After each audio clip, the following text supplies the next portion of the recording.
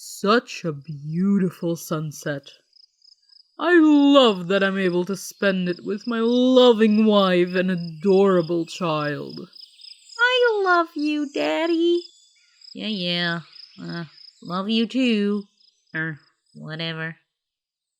So, in my 5 years of living in dorms, I've had my fair share of experiences. Especially since in all those years, I also managed to live in 5 different dorms. Which means I do have quite some stories to tell. So grab a seat, make yourself comfortable, and grab some popcorn and a plate of spaghetti, and let's get into the story of Steve the Onion. Yes, that's the title, just shut up and listen. During my first 2 years in college, I had a room in a building with 11 other students. We all had our own room with a private bathroom because I very much like to poop in peace, thank you very much. The kitchen was shared, but we all had our own fridge in our rooms, and in the kitchen there were cabinets for each student so we could put away our stuff. Not that that meant that nothing ever lingered in the kitchen sometimes. Or all the time. Matthew. One day I came into the kitchen and I saw an onion laying in the windowsill. Which is not extremely exceptional. I mean, it's still a kitchen. An onion is not out of place. But the thing was, this onion had started sprouting. A long time ago. It was pretty far along. I was surprised it hadn't started sprouting baby onions yet. I don't really know how onions work. The onion lay in the windowsill for quite a while. Just relaxing, growing little by little every day. Now, in the kitchen we had a whiteboard that people could use to share practical info, or passive-aggressive notes, or amazing artwork, and some other random stuff. And after a while, people started to draw our lost little onion, and we collectively decided to name him Steve.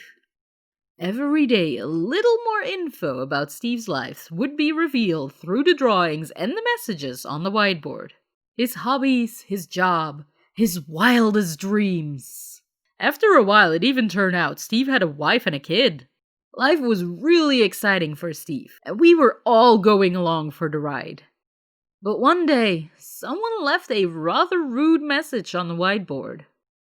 Will the owner of the stupid onion just freaking throw it out? I know! Rude! Like I said. Who does this person think they are, the little dipstick?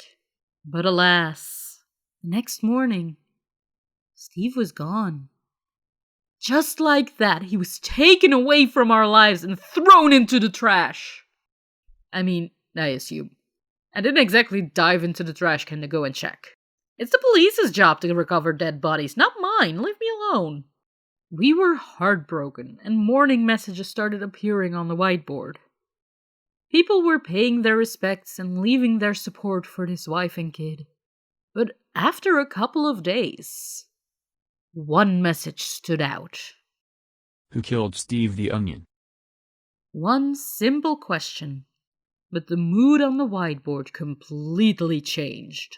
Mourning messages turned into speculations, and shows of respect turned into accusations. Slowly came to light. Steve had a brother, and he was not happy with Steve's success. Steve's brother was jealous of his perfect life and was in love with his wife. It was very suspicious, and all the signs pointed that he might have had something to do with it. But then, a bomb got dropped.